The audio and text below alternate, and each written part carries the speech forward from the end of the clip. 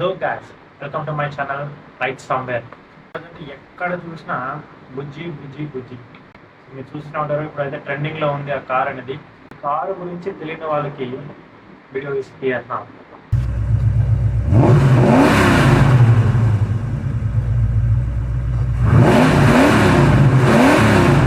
Teaser launching వీడియోలో engine రచ్ చేసి చూపించారు. But it's an electric vehicle. అది రెడీ.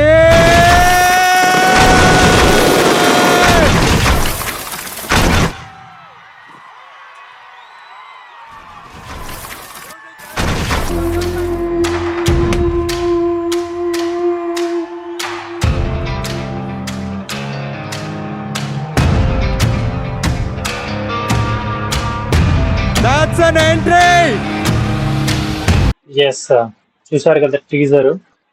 ఇప్పుడైతే మనము ఈ బుజ్జి యొక్క స్పెసిఫికేషన్ గురించి మాట్లాడుకున్నాం.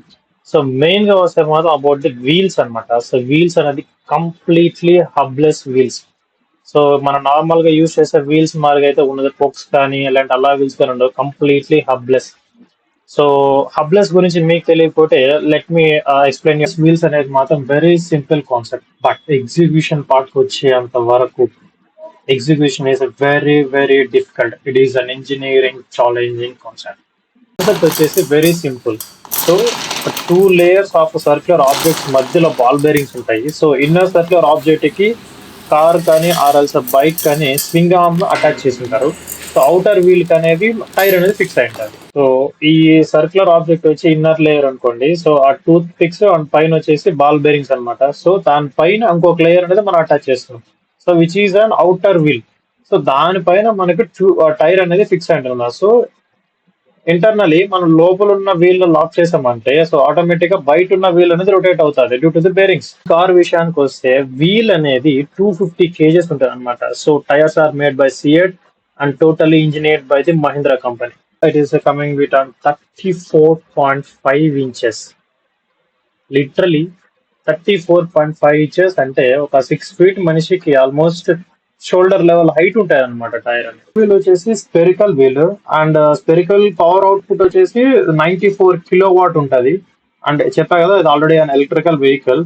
అండ్ టార్క్ వచ్చేసి 9800, విచ్ ఇస్ అన్ ఇన్సేన్. మనం present diesel a type of super diesel vehicles లో అయితే కూడా చూడలేము మనం ఆ టార్క్ ని. అండ్ బ్యాటరీ కెపాసిటీ మనకు వచ్చి 47 kWh వస్తుంది. ఈ రేంజ్ ఆఫ్ బ్యాటరీ కెపాసిటీ ఉంటే ఆల్మోస్ట్ ఒక 800 to 900 kgs వెయిట్ అనేది ఓన్లీ ఫర్ బ్యాటరీ అనేది కన్స్యూమ్ చేస్తుంది అనమాట. ఇంకా బ్రేకింగ్ విషయానికి వస్తే ఫ్రంట్ 2 టైర్స్ కి డిస్క్ ప్రొవైడ్ చేస్తారు విత్ 2 calipers అనమాట. సైజ్ అంటే మాత్రం almost same as wheel size because it is an hubless wheels. Car dimensions వచ్చే కాడికి which is an very impressive. Length వచ్చేసి మనకు 6075 mm ఉంటుంది. అండ్ విడ్త్ వచ్చేసి 3380 mm అండ్ హైట్ వచ్చేసి 2186 mm. Quite impressive. Mahindra XUV 700 తో కంపేర్ చేసుకుంటే 1.25 times పెద్దగా ఉంటుంది. రోబోట్ కార్ లో electrical components and electric motor and battery are from the JM motors అనమాట. మహీంద్రా అనేది JM మోటార్స్ తో కొలాబరేషన్ తో తీసుకొచ్చారు. క్యాబిన్ వచ్చేసి 2 bucket సీట్స్ ఉంటాయి, వన్ ఆఫ్టర్ వన్. ఇది స్పెషల్లీ డిజైన్ ఫర్ ప్రభాస్ మాత్రమే. దాని స్టీరింగ్ వచ్చేసి మన కమర్షియల్ వెహికల్స్ మరి స్టీరింగ్ రాడ్ అలా ఏం ఉండదు అనమాట. Totally hydraulic.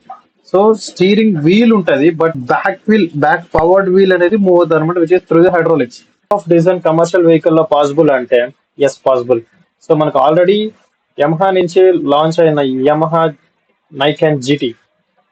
ఈ బైక్ ఆల్మోస్ట్ మనం చూసామంటే సేమ్ స్వింగ్ ఆర్మ్స్ ఉంటుంది ఫ్రంట్. సేమ్ ఈ బైక్ లాగానే ఎలా అయితే ఫ్రంట్ వీల్స్ అనేవి అడ్జస్ట్ అవుతున్నాయి లెఫ్ట్ కార్నరింగ్ కి అండ్ రైట్ కార్నరింగ్ కి, సేమ్ అలాగనే ఈ రోబోట్ కార్ కూడా ఫంక్షన్ అవుతుంది అనమాట. కానీ ఈ బైక్ లో వచ్చేసి సస్పెన్షన్స్ అనేవి లెఫ్ట్ కార్నర్ అప్పుడు లెఫ్ట్ వీల్ సస్పెన్షన్ అనేది కంప్రెస్ అయి ఉంటది అండ్ రైట్ వీల్ సస్పెన్షన్ అనేది కొంచెం ఎక్స్పాండ్ అయి ఉంటది. లైటర్ వెహికల్స్ కి పాసిబుల్. కానీ ఈ రోబోట్ కార్ వచ్చేసి almost 6 tons of weight.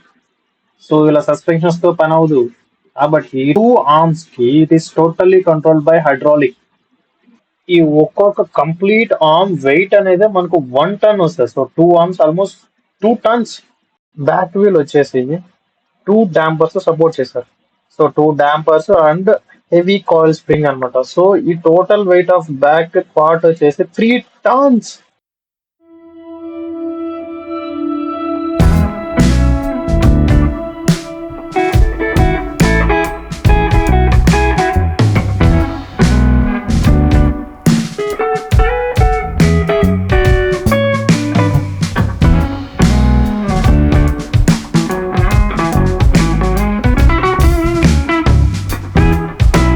Back wheel వచ్చేసి పవర్ డ్రివెన్ వీల్. సో దీన్ని డ్రైవ్ చేయడానికి 2 కిర్లోస్కర్ మోటార్స్ ఇండక్షన్.